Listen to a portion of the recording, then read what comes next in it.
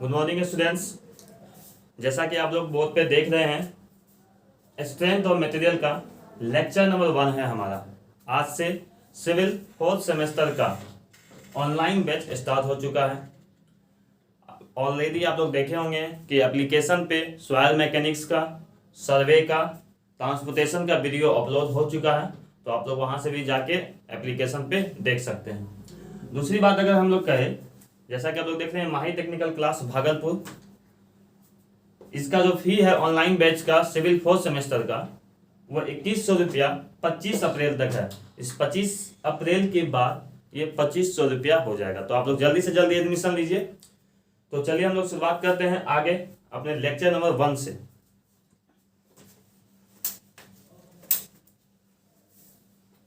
सबसे पहले मैं अपना इंट्रोड्यूस करा दूं। माई सेल्फ धीरज कुमार। मैंने डिप्लोमा और बीटेक दोनों किया है सिविल इंजीनियरिंग से। तो आज हम लोग बात करेंगे स्ट्रेंथ ऑफ मटेरियल, जिसको कि हम लोग सोम के भी नाम से जानते हैं। इसका सोम ही कहे, ठीक है। अब अगर हम इसमें कुछ कुछ बातों को देखेंगे, ठीक है, पहले कौन से बातों को देखना है उसको सोचो। सबसे पहले स्ट्रेंथ ऑफ मटेरियल में जो हम पढ़ाई करेंगे उसमें हम लोग पढ़ाई करेंगे मैकेनिक्स के बारे में।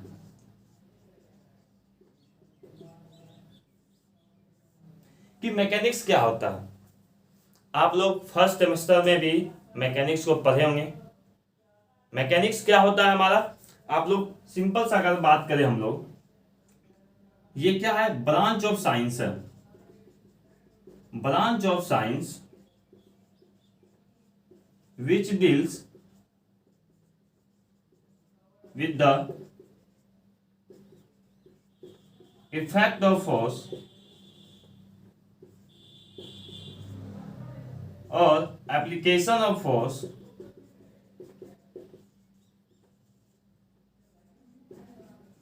On the any body. जब भी हम लोग मैकेनिक्स की अगर हम लोग बात करते हैं तो सिंपल सा बात कहा जाता है कि कोई भी हमारा बॉडी है उस पे फोर्स का, बल का क्या इफेक्ट होता है।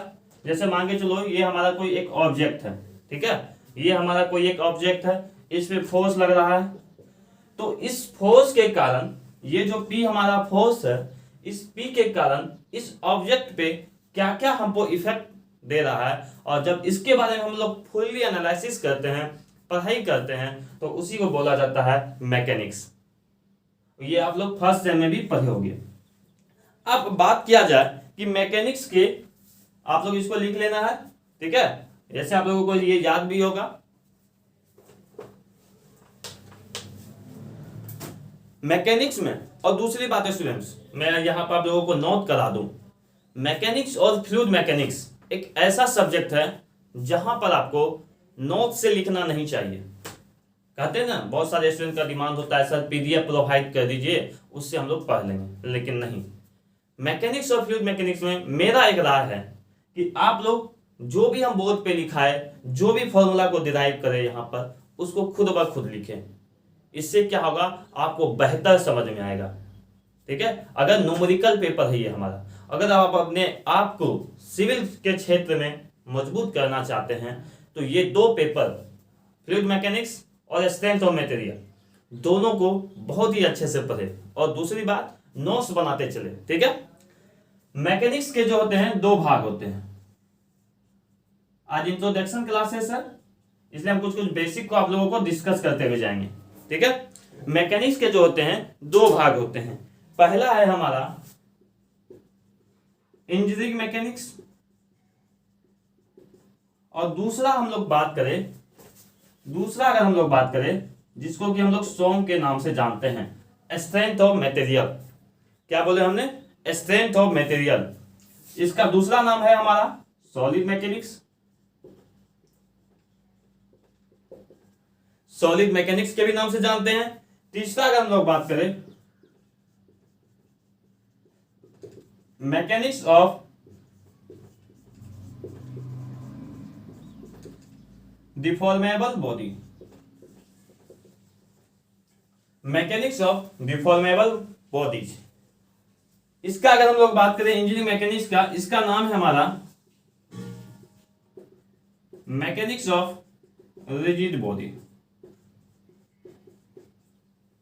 तो ये दो नाम आपको याद रखने हैं, दोनों के बारे में समझाते हैं क्या क्या है हमारा। ठीक है, मैंने क्या बोला, मैकेनिक्स पहले क्या है याद कर लो कि एक ब्रांच ऑफ साइंस है जिसमें कि हम लोग क्या करते हैं, कोई भी बॉडी पे फोर्स का क्या इफेक्ट पड़ रहा है, फोर्स का क्या क्या एप्लीकेशन है, उन सभी चीजों के बारे में पढ़ते हैं। क्लियर है, यहां तक याद हो जाएगा। दूसरा बात हम लोगों ने बोला कि मैकेनिक्स के दो भाग होते हैं, पहला है हमारा इंजीनियरिंग मैकेनिक्स, दूसरा है हमारा स्ट्रेंथ ऑफ मटेरियल। यहां तक कोई दिक्कत, स्ट्रेंथ ऑफ मटेरियल सोम जिसको हम लोगों ने बोला। लेकिन आपके मन में एक क्वेश्चन आ रहा होगा, सर मैकेनिक्स के दो भाग इंजीनियरिंग मैकेनिक्स और स्ट्रेंथ ऑफ मटेरियल, दोनों में डिफरेंस क्या है? बहुत सारे बच्चे इसमें कंफ्यूज कर जाते हैं, तो आज हम आपको बताते हैं, ध्यान से सुन। इंजीनियरिंग मैकेनिक्स जिसको कि हम लोग मैकेनिक्स ऑफ रिजिड बॉडी के नाम से जानते हैं, यहीं पर इसका डिफरेंस छुपा हुआ है, इसी पॉइंट पे इसका मेन डिफरेंस है। और दूसरा अगर हम लोग बात करें स्ट्रेंथ ऑफ मटेरियल का, तो स्ट्रेंथ ऑफ मटेरियल में भी इसी पॉइंट पे डिफरेंस छुपा हुआ है, डिफॉर्मेबल। अगर आप लोग बात करो, जब लोग फर्स्ट सेम में भी पढ़ोगे, फिजिक्स में भी आया होगा कि रिजिड बॉडी और डिफॉर्मेबल बॉडी, क्या समझते हो इससे आप लोग? ठीक है, पहले मैं इसको समझाता हूं। रिजिड बॉडी हम वैसे बॉडी को कहते हैं, रिजिड बॉडी हम वैसे बॉडी को कहते हैं जिसका ना ही शेप चेंज हो ना ही साइज चेंज हो। मतलब कि हम मान के चलो ये हमारा एक ऑब्जेक्ट है, ये हमारा क्या है, एक ऑब्जेक्ट है, इस पे हम लोगों ने बल लगाया, मतलब पी फोर्स लगाया। ठीक है, पी फोर्स लगाने के बाद भी इसका जितना का साइज था, जितना साइज था इसका उतना ही रह गया, मतलब साइज यहां पर चेंज नहीं हुआ, ना ही इसका शेप चेंज हुआ। तो वैसे ऑब्जेक्ट को हम लोग क्या बोलते हैं, रिजिड बॉडी कहते हैं। बात को समझ में आया बात को? और डिफॉर्मेबल किसको कहते हैं? जैसे मान के तो ये हमारा कोई ऑब्जेक्ट है, इस पे हम लोगों ने क्या लगाया, बल लगाया, और जैसे ही हम लोगों ने फोर्स लगाया इसका साइज क्या हुआ, छोटा बड़ा कुछ भी हो गया। ठीक है, तो इसमें क्या देखा हम लोगों ने कि जैसे ही हम लोगों ने इस छोटे से ऑब्जेक्ट पे बल का प्रयोग किया तो ये हमारा क्या हो गया, डिफॉर्म कर गया। डिफॉर्म मतलब चेंज हो गया हमारा।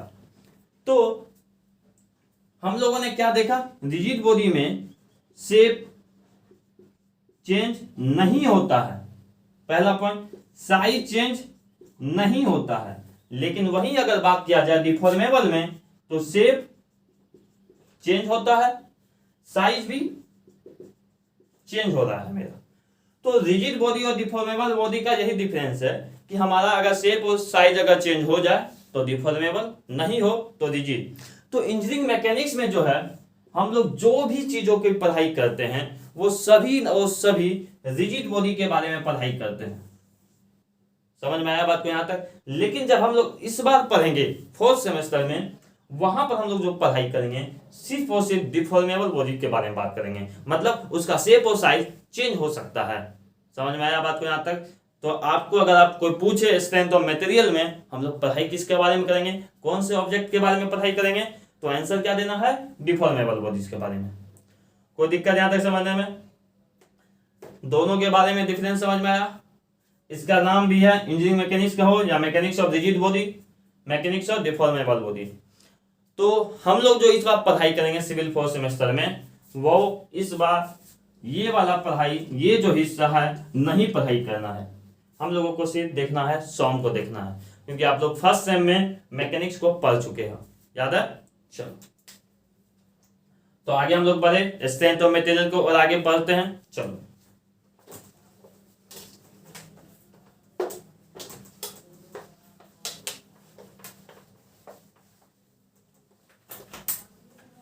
स्ट्रेंथ ऑफ मटेरियल में और हम आगे कुछ डाटा को देखते हैं, तो सबसे पहला हम लोग डिफिनेशन को लिखना जरूरी है। पहला हमारा डिफिनेशन है रिजिड बॉडी का, कि रिजिड बॉडी सर क्या होता है, इसके बारे में बताइए। तो लिखना है a body whose shape and size, a body whose shape and size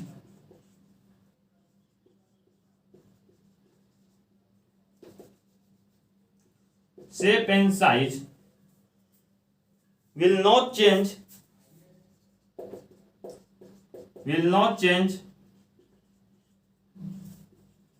after the application of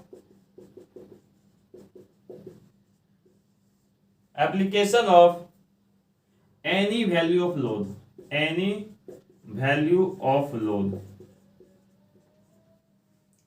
देखो यहां से मैंने क्या बोला, कोई हमारा एक बॉडी है, ये हमारा क्या है, बॉडी है।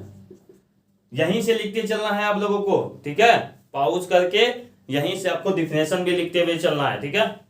तो मैंने क्या बोला, कोई एक हमारा बॉडी है, उसका ना शेप चेंज हो रहा है ना साइज चेंज हो रहा है। कब नहीं हो रहा है, एनी वैल्यू ऑफ लोड। ऐसा हो सकता है कि इस ऑब्जेक्ट पे हम लोग 5 न्यूटन का फोर्स लगाए और इसका शेप चेंज नहीं हो या साइज चेंज नहीं हो, तो क्या इसको हम बोल देंगे क्या ये रिजिड बॉडी है? सुनो बात को, मैंने क्या बोला, हो सकता है इस ऑब्जेक्ट पे 5 न्यूटन का फोर्स लगाए तो इसका ना ही शेप चेंज हुआ ना ही साइज चेंज हुआ, तो आप तो क्लियरली कर दोगे रिजिड बॉडी है, लेकिन ऐसा नहीं है। मैंने इस पॉइंट पे लिखा है, इस पॉइंट को नोट करो, एनी वैल्यू ऑफ लोड, हम कितना भी लोड लगा दे लेकिन इसका अगर तब भी शेप और साइज चेंज नहीं हो तब ये रिजिड बॉडी है। हो सकता है कि नहीं, ये बॉडी 5 लगाए तो शेप और साइज, देखो शेप एंड साइज जो है चेंज नहीं किया, तो आप बोल दोगे रिजिड बॉडी, सिंपल। लेकिन नहीं, गलत हो जाएगा आपका। हो सकता है यही सेम ऑब्जेक्ट हो हमारा, लेकिन इस पे जैसे ही 6 न्यूटन का लगाए तो इसका शेप और साइज चेंज हो गया ये हमारा, तब तो ये डिफॉर्मेबल हो गया।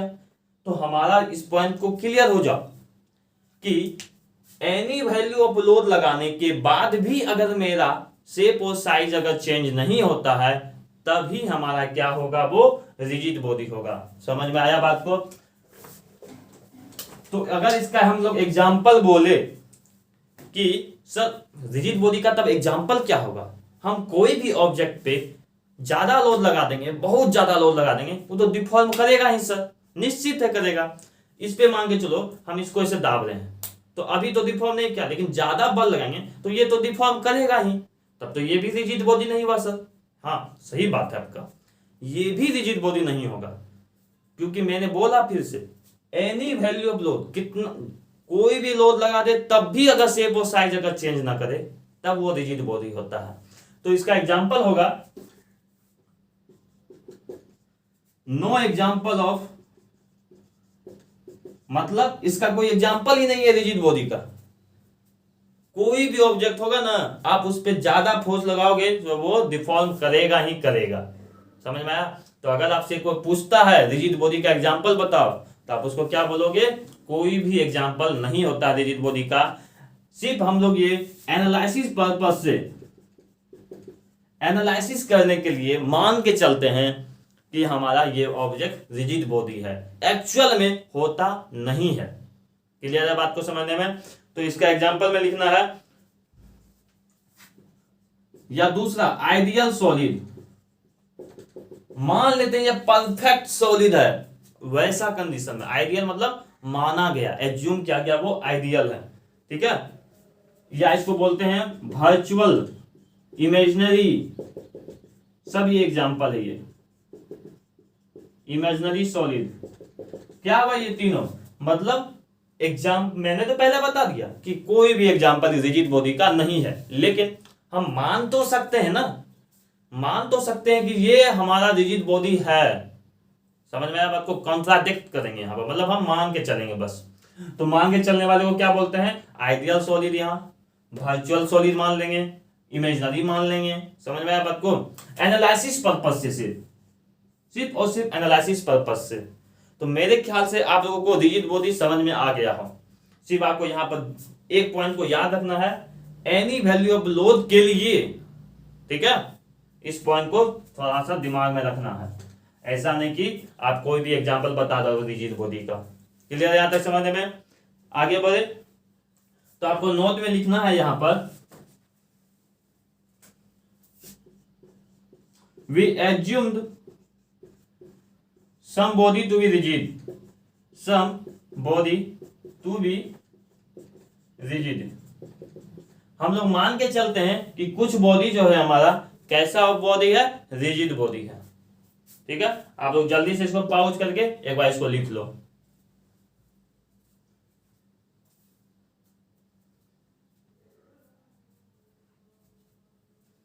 चलो आगे बढ़ते हैं हम लोग।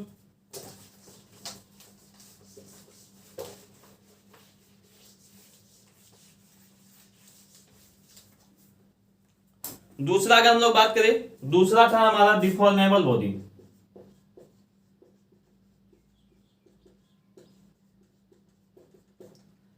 तो इसका जस्ट उल्टा हो जाएगा, रिजिड बॉडी का जस्ट उल्टा। इसमें भी लिख लो, a body whose shape and size will change after any value of load।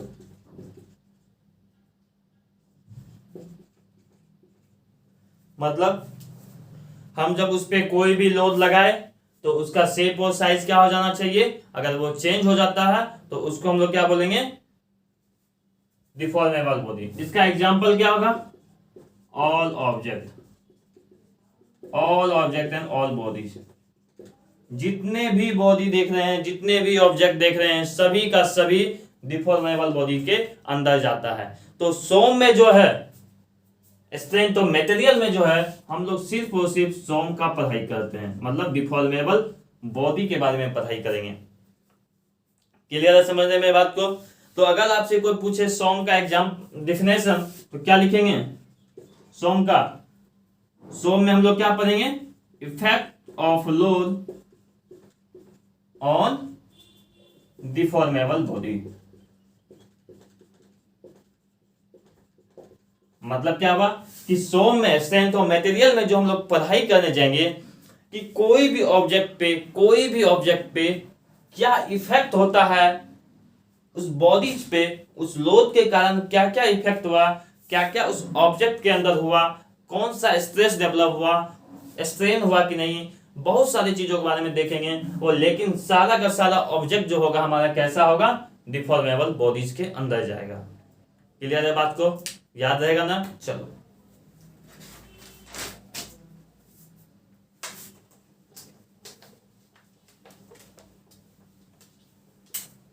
अगर हम लोग दूसरा पॉइंट की बात करें, सर डिफॉर्मेबल बॉडी है तो उसके अंदर डिफॉर्म करेगा, डिफॉर्म मतलब चेंज करेगा, क्या चेंज करेगा ये भी तो जानना बहुत जरूरी है। मैंने क्या बोला, ये अगर हमारा कोई ऑब्जेक्ट है, ये मैंने बोला डिफॉर्म किया, क्या क्या ये डिफॉर्म किया, डिफॉर्म मतलब चेंज किया। आपके मन में सवाल उठेगा कि नहीं, क्या चीज चेंज किया? तो क्या चीज किया, तो डिफॉर्मेशन का टाइप हम लोग देखेंगे, कौन कौन से डिफॉर्मेशन होते हैं। डिफॉर्मेशन टाइप्स, पहला जो टाइप्स है इलोंगेशन, दूसरा है हमारा कंप्रेशन, तीसरा है हमारा बेंडिंग, चौथा है हमारा ट्विस्टिंग। बात को समझना है बस। यहां पर मैंने क्या बोला कि कोई ऑब्जेक्ट है हमारा, ठीक है, ये डिफॉर्म कर गया, डिफॉर्म मतलब चेंज कर गया। क्या चेंज कर सकता है, क्या क्या चीज है चेंज करने के लिए? तो देखो चेंज हो सकता है, इलोंगेशन हो सकता है वो लेंथ में बढ़ जाए, समझ में आया बात को, इंक्रीज कर जाए। इसके बारे में बस सुनना है बात को, आपको उतना दिमाग में बस रखना है, ठीक है। मैंने क्या बोला, डिफॉर्मेशन के टाइप में हो सकता है वो इलोंगेट कर जाए, इलोंगेट मतलब इंक्रीज कर जाए लेंथ।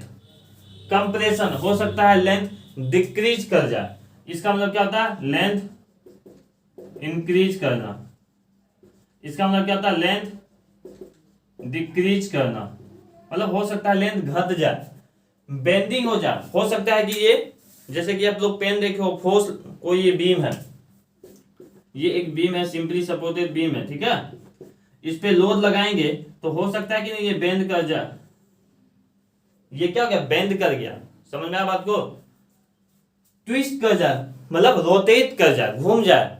तो ये सब टाइप के हमारे पास डिफॉर्मेशन होते हैं, जिसके लिए हम लोग पढ़ाई करते हैं, जिसमें हम लोग डिफॉर्मेबल बॉडी में ये सभी चीजों के बारे में पढ़ाई करेंगे एक एक करके, ठीक है।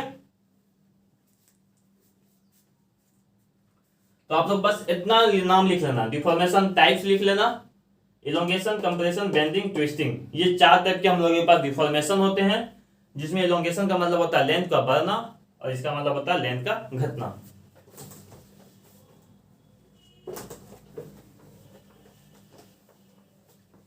चलो ये पॉइंट तो क्लियर हो गया होगा।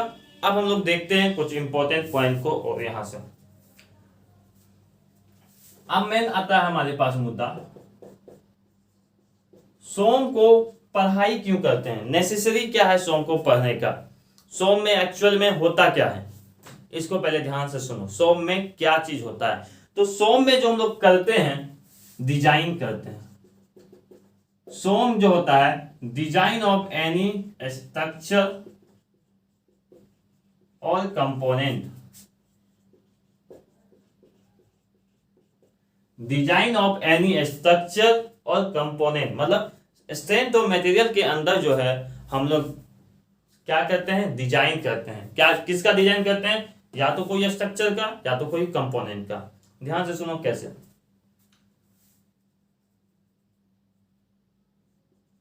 मान के चलो मेरे पास एक चेयर है, मेरे पास क्या है, एक चेयर, और एक आदमी आया मेरे पास, उन्होंने बोला कि आप एक चेयर को बना के दो, चेयर को बना के दो। तो हमारे पास ऑब्जेक्ट आ गया, हमारे पास क्या है, ये चेयर स्ट्रक्चर है या कंपोनेंट, सॉरी स्ट्रक्चर नहीं कंपोनेंट मानते हैं इसको। तो हमको मिल गया है एक कंपोनेंट मिल गया है, नाम है चेयर उसका। अब हमको इसको डिजाइन करना है। तो कुछ भी चीजों को डिजाइन करने के लिए हमारे पास कुछ चीजों की जरूरत पड़ेगी। कोई भी चीज को डिजाइन करने के लिए कुछ चीजों की जरूरत पड़ेगी, जो हम लोग को पहले से पता होना चाहिए, नॉन वैल्यू, ठीक है। मैंने क्या बोला, अगर हमको चेयर बनाना है, डिजाइन करना है, तो हमको कुछ डाटा का जरूरत पड़ेगा, जिसको हम लोग बोलते हैं नॉन वैल्यू, जो हमको गिवन रहेगा। समझ में आया बात को। अब जब हम चेयर का डिजाइन करने जाएंगे तो हमको उस आदमी से पता करना पड़ेगा कि इस चेयर पे जो आदमी बैठेगा उसका लोड कितना उस पे देंगे, कितना लोड सहेगा, कितना लोड का चेयर बनाना है, कितना वजन का बनाना है। पहला बात तो ये। दूसरा हम लोगों को ध्यान देना पड़ेगा कौन सा मटेरियल यूज करना है। मटेरियल में भी क्या, कौन सा प्रॉपर्टी का मटेरियल, किस टाइप का मटेरियल होना चाहिए। दूसरा अगर हम लोग बात करें कितना स्ट्रेंथ देना है। ध्यान से सुनना बात को। हम लोगों के पास चेयर था जिसका नॉन वैल्यू क्या क्या है। पहला तो लोड, कि उस चेयर पे कितना लोड का हमको देना है, ठीक है। दूसरा बात मटेरियल कौन सा यूज करना है, उस मटेरियल का प्रॉपर्टीज कैसा होना चाहिए, स्टील का होना चाहिए या प्लास्टिक का होना चाहिए या लकड़ी का होना चाहिए। ये सब चीज जानेंगे तब ना हम डिजाइन करेंगे कोई भी चीजों को। तो यहां से अगर हम लोग बात करें तो ये सभी चीजें जो हैं, ये सभी चीजें हमको जब एक चेयर को डिजाइन करना होगा तो ये सब चीजें मतलब लोड मटेरियल, ये सब चीज हमारा क्या होगा, इनपुट होगा एक तरीका से। ये हम देंगे तभी हमारा एक चेयर बनेगा। ये सभी चीजों को हमको पता होगा डाटा को स्ट्रक्चर में, कि हमको कितना लोड रहेगा, कौन सा प्रॉपर्टीज का यूज करना है, कितना स्ट्रेंथ देना है उस चेयर में। समझ में आया बात को। तभी हमको ये सब क्या हो गया, इनपुट हो गया। तो सर आउटपुट क्या है यहाँ पर, तो ध्यान से सुनो।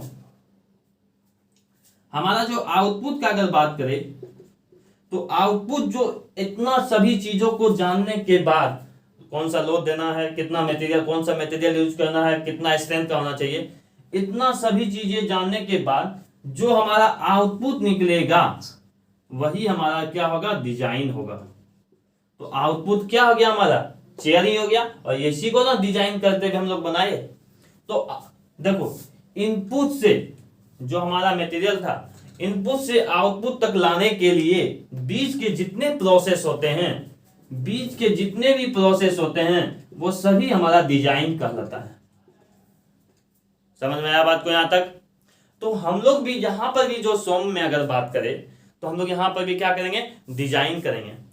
जब आप चेयर का डिजाइन करोगे तो आउटपुट में देखो डिजाइन में क्या निकलेगा, क्या निकलेगा कि सर हमको डायमीटर डाया ऑफ लेग्स कितना देना है, जो चेयर का जो लेग होता है ना उसका कितना दाया देंगे जो वो मजबूत रहेगा, कौन सा मटेरियल में कितना स्ट्रेंथ होता है, ये सभी चीजों को पता करने के बाद दाया ऑफ लेग कितना का दाया कर देंगे। मान के चलो हम दिए 6 सेंटीमीटर का दाया दिए, तो ये पता कहां से चला कि 6 सेंटीमीटर का अगर हम लोग दाया यूज करें तो इतना लोड रहेगा, इतना स्ट्रेंथ देगा।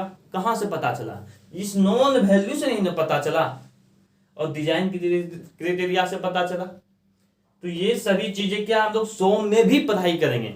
हम लोगों को सॉम में भी कोई नॉन वैल्यू दिया हुआ रहेगा, कुछ डाटा दिया हुआ रहेगा, उसके बाद हमको कुछ पता करना पड़ेगा, फिर डिजाइन करना पड़ेगा। ये सारा चीजें सॉम में ही होती है, जैसे कि हम लोग एक चेयर का डिजाइन कर रहे थे, ठीक है।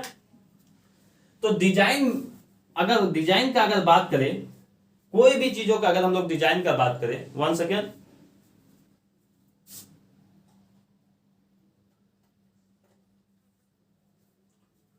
कोई भी अगर हम लोग डिजाइन का अगर हम लोग बात करते हैं तो डिजाइन का मतलब सिंपल सा बात कहा जाए डायमेंशन के बारे में पता करना।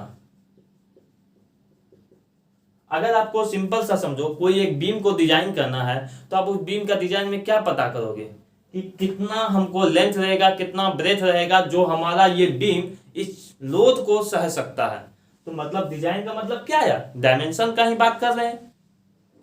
समझ में आया बात को? ये सभी चीज आप लोग को जानना चाहिए, क्योंकि कोई भी चीजों को डिजाइन करने से पहले उसका बेसिक को जानना बहुत जरूरी है। तो डिजाइन का मतलब क्या हो गया यहाँ पर, डायमेंशन के बारे में पता करना। समझ में आया बात को? यहाँ तक याद रहेगा ना बात को? चलो आगे बढ़े हम लोग, चलो बढ़ते हैं हम लोग आगे के कुछ पॉइंट को देखते हैं।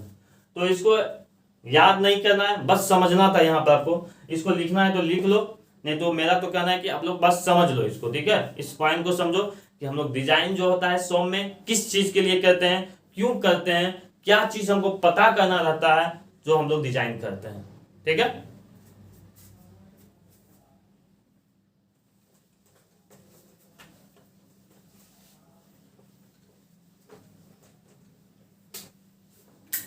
चलो अब हम लोग कुछ और पॉइंट को देखते हैं। डिजाइन करेंगे तो किसके लिए करेंगे,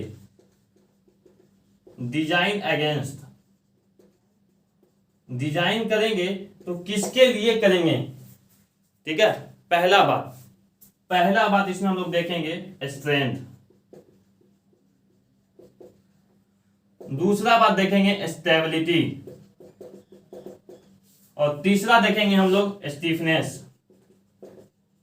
समझा रहे हैं एक एक करके, जिसको कि हम लोग डिफ्लेक्शन के नाम से जानते हैं। ध्यान से सुनो, पहला हम लोगों ने क्या देखा, हमको जो डिजाइन करना है वो स्ट्रेंथ के अगेंस्ट करना है। ऐसा नहीं कि वो जो हम चेयर का एग्जांपल लिए, ऐसा नहीं हो कि ये चेयर पे हमको पता चला कि 50 केजी तक बैठ सकता है इस पे, और हम इस पे 7 केजी बैठा दिए। ऐसा नहीं कर सकते हैं। तो हमको स्ट्रेंथ को भी मायने को रखते हुए डिजाइन करना है, ठीक है। पहला दबा स्टेबिलिटी, कितना डायमीटर ऑफ लेग देंगे जो वो स्ट्रेंथ सह पाएगा। तीसरा अगर हम बात करें स्टीफनेस, डिफ्लेक्शन, वो बेंडिंग ना कर जाए। इन तीनों को एक एक करके डिस्कस करते हैं, ठीक है। पहले हम लोग स्ट्रेंथ को देखते हैं। बात को समझना, बात को एग्जाम्पल के तौर पे समझते हैं, ठीक है। मान के चलो हम एक बॉडी है, ठीक है। हमारे पे ज्यादा से ज्यादा maximum load, maximum allowable load जो है हम लोग 100 केजी सह सकते हैं। समझ में आया बात को? मैक्सिमम एलोएबल लोड हम लोग 100 केजी तक सह सकते हैं। लेकिन अगर हम पे कोई ज्यादा वजन दे दिया तब हम लोग क्या उसको सह पाएंगे? नहीं सह पाएंगे। समझ में आया बात को? जैसे ही ज्यादा वजन देगा मेरे ऊपर, 100 से ज्यादा दे देगा तो हम लोग नहीं सह पाएंगे, ठीक है। तो जैसे ही 100 से ज्यादा देंगे तो हमारे बॉडी में क्या होगा, कुछ ना कुछ होने लगेगा, हमारा बॉडी सह नहीं पाएगा, हम लोग उसको बियर नहीं कर पाएंगे, मतलब सह नहीं पाएंगे। इस पॉइंट को क्लियर हो रहे हो। तो कोई भी ऑब्जेक्ट पे जैसे ही बल लगता है तो हमारा एक चीज डेवलप होता है, नाम है इसका स्ट्रेस। सिंपल सा स्ट्रेस समझो, बाद में हम इसको अच्छे से समझाएंगे, अभी हमारे पास स्ट्रेन के व्यू से समझते हैं। मान के चलो इस ऑब्जेक्ट पे हम जैसे ही दावेंगे तो इसके अंदर क्या होगा, स्ट्रेस डेवलप होगा। स्ट्रेस क्या है हम अच्छे से समझाएंगे जब हमारा क्लास नंबर 2 होगा, लेक्चर नंबर 2 होगा, स्ट्रेस को अच्छे तरीके से समझाया जाएगा। तो मैंने क्या बोला, ये हमारा एक जो ऑब्जेक्ट है, इस पे जैसे ही हम लोग वजन लगाएंगे तो इसके अंदर एक स्ट्रेस डेवलप होगा। समझ में आया बात को यहां तक? तो जो स्ट्रेस डेवलप होगा उसको हम लोग बोलते हैं इंड्यूस स्ट्रेस। क्या बोलते हैं? Induce stress. समझ में आया बात को यहां तक? क्लियर यहां तक? तो मान लिए कि इंड्यूस स्ट्रेस 10 है, सिर्फ माने हैं 100 भी हो सकता है, 500 भी हो सकता है, कुछ भी हो सकता है, मान ले कि एग्जांपल इंड्यूस स्ट्रेस कितना है, 10 है, इसका यूनिट होता है। लेकिन ये जब ऑब्जेक्ट जो है ये तो पहले ना बना होगा, जब हम लोग कोई भी चीजों को बनाते हैं ना तो पहले से फिक्स कर दिया जाता है कि ये ऑब्जेक्ट मैक्सिमम स्ट्रेस कितना डेवलप करेगा। सिंपल सा समझो, ये जो है हम लोग अभी यहां से बल लगा रहे हैं तो अभी हम लोग इंड्यूस कर रहे हैं, इसमें स्ट्रेस डेवलप कर रहे हैं, तो अभी जो हम कर रहे हैं ये इंड्यूस हो गया। लेकिन जब ये ऑब्जेक्ट बना होगा तभी इसका पता चल गया होगा, जब बनाया होगा, डिजाइन किया होगा कि ये ऑब्जेक्ट कितना मैक्सिमम स्ट्रेस को सह सकता है। बात को समझ में आया बात को यहां तक? तो वो जो सह रहा है उसको बोलेंगे maximum induce stress, maximum allowable stress. Maximum allowable stress, तो मान के चलो मैक्सिमम इसका 15 है, समझा? मैक्सिमम कितना है इसका, 15 दिया हुआ है। तो अब देखो ये अभी ऑब्जेक्ट हम जब बल लगा रहे हैं इसमें 10 ही सह रहा है, 10 न्यूटन पर मीटर स्क्वायर लग रहा है, लेकिन ये 15 तक सह सकता है। तो बताओ इस ऑब्जेक्ट को कुछ होगा? कुछ नहीं होगा। तो मतलब अगर हम पॉइंट से अगर समझे, इसी पॉइंट से अगर हमारा सिग्मा स्ट्रेस को जो है, ध्यान से सुनो, स्ट्रेस को हम लोग दिखाते हैं सिग्मा से। क्या नाम बोले? सिग्मा। अगर मेरा सिग्मा इंड्यूस कम है सिग्मा एलोएबल से, जिसको परमिसिबल के नाम से भी जानते हैं, एलोएबल को हम लोग क्या नाम लिख सकते हैं? परमिसेबल। अगर मेरा सिग्मा इंड्यूस कम है सिग्मा एलोएबल से, जैसे यहां पर सिग्मा इंड्यूस जो है 10 है और सिग्मा एलोएबल जो है क्या है मेरा 15 है, ज्यादा है कि नहीं? अगर ऐसा कंडीशन में अगर होगा तो हमारा सेफ होगा स्ट्रेंथ के हिसाब से, तब जो है हमारा क्या होगा, वो जो ऑब्जेक्ट है अभी सेफ है, वो फेल नहीं करेगा, अभी वो टूटेगा नहीं। मान के चलो इस ऑब्जेक्ट पे अभी हम 10 स्ट्रेस ही लग रहा है तो अभी ये सेफ है, लेकिन हम जैसे 15 लगा देंगे तो क्या हो जाएगा, ये ब्रेक कर जाएगा, टूट जाएगा। ये समझ में आया बात को? तो इक्वल का भी साइन दे दिए हैं। क्यों दे दिए इक्वल का साइन? अगर मान के हम 15 दे दिए, मतलब लग भी रहा है इंड्यूस 15 और मैक्सिमम भी है 15, तब भी ये क्या टूटेगा? नहीं टूटेगा। मतलब आपको ये याद रखना है, ये क्राइटेरिया ये लिख भी लेना है अभी तुरंत, कि आपको ये याद रखना है कि अगर हमारा कोई भी ऑब्जेक्ट स्ट्रेंथ के हिसाब से सेफ है तो वो कब हो सकता है, जब उसका सिग्मा इंड्यूस जो है कम हो एलोएबल से या इक्वल के बराबर हो। तो सर फेल कब होगा? फेल कब होगा सर? अगर मान के चलो सिग्मा इंड्यूस 20 हो जाए, मतलब हम ये इसका सहने का क्षमता है 15 ही, हम इस पे दे रहे हैं 20, तो क्या ये सहेगा? नहीं सहेगा। तो अगर हम लोग फेलियर क्या बात करें तो इसमें क्या होता है, सिग्मा इंड्यूस क्या हो जाता है, ज्यादा हो जाता है सिग्मा एलोएबल का। समझ में आया बात को यहां तक? ये भी पॉइंट याद रखना है आप लोगों को, सिग्मा इंड्यूस ज्यादा हो जाएगा सिग्मा एलोएबल का। ठीक है, नो डाउट। अब देखो सर, आपके मन में क्वेश्चन आ रहा होगा सिग्मा इंड्यूस क्या होता है। ये जो इंड्यूस का बात करें, जब हम लोग लगा रहे हैं load, stress due to loading, stress due to loading, हम लोग जब इस पे बल लगा रहे हैं, लोड लगा रहे हैं, फोर्स लगा रहे हैं, इसके कारण जो स्ट्रेस डेवलप होता है, इसी को बोला जाता है इंड्यूस स्ट्रेस। समझ में आया बात को। ये सब चीज शॉर्ट टर्म में आप लोगों को जानना पहले जरूरी है कि आखिर कब फेल करता है, कब होता है। इन सभी चीजों को एक एक ब्रीफ में पढ़ेंगे हम लोग, ठीक है। चलो, तो इसको आप लोग लिख लो जल्दी से स्क्रीनशॉट लेके।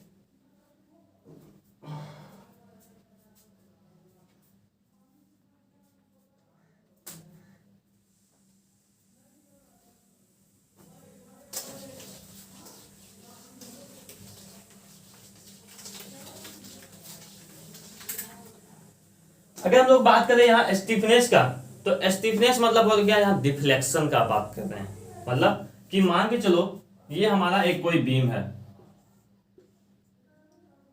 ये एक सिंपली सपोर्टेड है हमारा, ठीक है।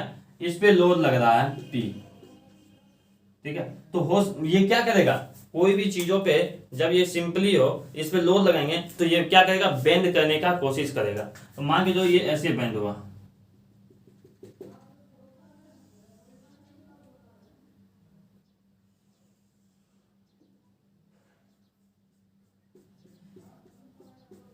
ये क्या हुआ, ऐसे बेंड हो गया हमारा। तो स्टिफनेस ऑफ डिफ्लेक्शन का मतलब हम लोग अगर बात करें, शेप क्या होगा सर और फेलियर क्या होगा, मतलब कब हम कह सकते हैं कि ये हमारा जो है शेप हो। तो कोई भी ऑब्जेक्ट जब बनता है ना, तो उसका भी क्या होता है, उसको मान लिया जाता है कि इतना वो अगर डिफ्लेक्ट करेगा, डिफ्लेक्ट मतलब इतना अगर वो मूव करेगा, तब तक उसको मान सकते हैं शेप। लेकिन इससे ज्यादा अगर कर जाए तो उसको बोलेंगे अनसेफ। तो अगर हम लोग सेफ कंडीशन का बात करें तो कब होगा, डेल्टा परमिसिबल मतलब एलोएबल जो है वो ज्यादा हो डेल्टा इंड्यूस। मतलब क्या बात, इंड्यूस का मतलब समझो यहां पर, ये जब हम लोग लोड लगाए, ये जब हम लोग लोड लगाए तो डिफ्लेक्ट कितना किया, मान के चलो 0.3 mm डिफ्लेक्ट किया, मान लिए इतना ही mm ये क्या हुआ, नीचे आया। लेकिन जब ये बीम बन रहा था, जब ये बीम बन रहा था, हम इसी लोड के लिए मैक्सिमम माने थे कि अगर P लोड लगेगा तो मैक्सिमम जो है, मैक्सिमम डिफ्लेक्ट वो 0.5 mm तक कर सकता है। अगर यहां तक करेगा तो हम लोग बोल देंगे इसको सेफ। अगर मान के चलो ये ऐसा डाटा सही नहीं है अभी, मान लिए कि अगर 0.5 mm तक करता है तो वो हमारा क्या है, सेफ कंडीशन में है, ठीक है। तो अगर हमारा अभी यहां हम क्या देख रहे हैं, सिग्मा 0.5 है, ये ज्यादा है, ये परमिसिबल है, ठीक है। तो सिग्मा परमिसिबल अगर ज्यादा है सिग्मा इंड्यूस से, सिग्मा इंड्यूस मतलब क्या हुआ, लोड लगाने के बाद जो डिफ्लेक्ट हुआ उसी को बोलेंगे सिग्मा इंड्यूस, ठीक है। तो अगर ऐसा कंडीशन में रहेगा तब हमारा वो क्या है, सेफ होगा। समझ में आया बात को। फेलियर कैसे होगा, जब सिग्मा परमिसिबल जो है, और सॉरी सिग्मा नहीं डेल्टा, ये डेल्टा है हमारा, ठीक है, डेल्टा बोलना है इसको, सॉरी सिग्मा बोल रहे थे हम लोग। डेल्टा परमिसिबल जो है वो कम हो जाए सिग्मा इंड्यूस से, वो ज्यादा मतलब सिग्मा इंड्यूस जो है ज्यादा हो जाए परमिसिबल से, तब हमारा क्या होगा, वो फेल कर जाएगा। मतलब मान के जो हम ये लोड लगाए और 0.6 mm डिफ्लेक्ट कर दिया, लेकिन करना था 0.5 mm तक, तो फेल कर गया कि नहीं हमारा। अब एक और पॉइंट भी आप लोग क्लियर देना, सोचना है बात को। जैसे कि ये कंक्रीट है 0.5, अभी 6 mm तक ये फेल कर गया, 0.6 mm पे आ गया, तो क्या ये इसका स्ट्रेंथ के हिसाब से भी फेल कर गया, मजबूती के हिसाब से भी। सुनो बात को ध्यान से, बहुत इंपॉर्टेंट पॉइंट है यहाँ पर। जब आप लोग आरसीसी पढ़ोगे 6 सेमेस्टर में, तो वहां पर भी ये सब कॉन्सेप्ट आएगा आपका। क्या मैंने बोला कि मैंने ये लोड लगाया, तो ये लोड लगाने के बाद ये फेल कर गया, 0.6 mm इसका डिफ्लेक्ट कर गया, लेकिन करना था 0.5 mm। क्या ये ऑब्जेक्ट स्ट्रेंथ के हिसाब से, मजबूती के हिसाब से भी फेल कर गया तो नहीं, ये सिर्फ डिफ्लेक्शन के हिसाब से फेल किया है। हो सकता है इस ऑब्जेक्ट के अंदर स्ट्रेंथ हो ही हो, जैसे कि आप लोग सुने होंगे विक्रमशिला सेतु, यहाँ पर ये डिफ्लेक्ट बहुत ज्यादा होने लगा है, मतलब डिफ्लेक्शन इसमें जितना होना चाहिए उससे ज्यादा होता है, लेकिन क्या उसमें अभी तक मजबूती नहीं है, स्ट्रेंथ तो अभी भी है। जैसे आप लोग बड़े बड़े ब्रिज या पुल को देखोगे तो कहता है यहाँ पर स्टील में डिफ्लेक्ट हो गया या किसी चीज के कारण उसका डिफ्लेक्शन जो है ज्यादा हो गया, ठीक है, तो वो डिफ्लेक्शन के कारण फेल किया, लेकिन क्या वो अभी मजबूत नहीं है? मजबूत है अभी भी वो, तब ना गाड़ी चल रहा है। बात को समझ में आया? तो मजबूती के हिसाब से फेल कर जाए कोई बात यहाँ पर, लेकिन अगर डिफ्लेक्शन के हिसाब से फेल करता है तो ये जरूरी नहीं कि वो स्ट्रेंथ के हिसाब से भी फेल करे। समझ में आया बात को? तो ये सभी चीजों को हम लोग डिजाइन करते हैं एक एक करके बारे में। समझ में आया बात को यहाँ तक? तो हम लोग किसके किसके अगेंस्ट में डिजाइन करेंगे इसको भी देखना है, बहुत ही इंपॉर्टेंट। तो ये जो आज का क्लास था इंट्रोडक्टरी क्लास था, इंट्रोडक्शन टू सोम था ये एक तरीका से कहा जाए। मेनली जो हम लोग नेक्स्ट क्लास में जो है लेक्चर नंबर 1 से शुरू करेंगे, जहां हम लोग बताएंगे कि स्ट्रेस क्या होता है, स्ट्रेन क्या होता है, इन सभी चीजों के बारे में। तो थैंक यू, मिलते हैं नेक्स्ट क्लास में। और दूसरी बात, सॉइल का क्लासेस स्टार्ट है, 4 सब्जेक्ट अभी चल रहे हैं, 5वां जो फ्लूइड मैकेनिक्स है वो भी जल्द ही स्टार्ट कर दिया जाएगा, ठीक है। और जो क्योंकि सोम जो है बोर्ड पे पढ़ने में ज्यादा मजा आता है, इसलिए हम लोग थोड़ा वेट कर रहे थे कि कुछ दिन वेट कर रहे थे कि बोर्ड पे पढ़ाने पे एक अलग मजा आ जाएगा। तो सोम और फ्लूइड की जो क्लासेस होगी वो फुल्ली बोर्ड पे होगी आप लोगों की, ये आज क्लियर कर दें, ठीक है। सोम और फ्लूइड की जो क्लासेस होगी वो फुल्ली व्हाइट बोर्ड पे पढ़ाई जाएगी, और प्लेन टेबल सर्वे और ट्रांसपोर्टेशन में जो जहां पर जरूरत होगा बोर्ड पे पढ़ाना वहां बोर्ड पे पढ़ाया जाएगा, और जहां जरूरत होगा कि लैपटॉप के द्वारा माध्यम से पीडीएफ के द्वारा पढ़ा सकते हैं वहां पर पढ़ाया जाएगा, क्योंकि वो हमारा एक थ्योरी पेपर है। लेकिन सोम एंड फ्लूइड एक न्यूमेरिकल पेपर है, यहाँ स्टूडेंट से आई कांटेक्ट होना बहुत ही जरूरी है, ठीक है। तो आप लोग जल्दी से जल्दी एडमिशन ले, फी 2100 रुपया है 25 तारीख तक, आप लोग जल्द से जल्द एडमिशन ले लें माही टेक्निकल क्लास भागलपुर में। Thank you.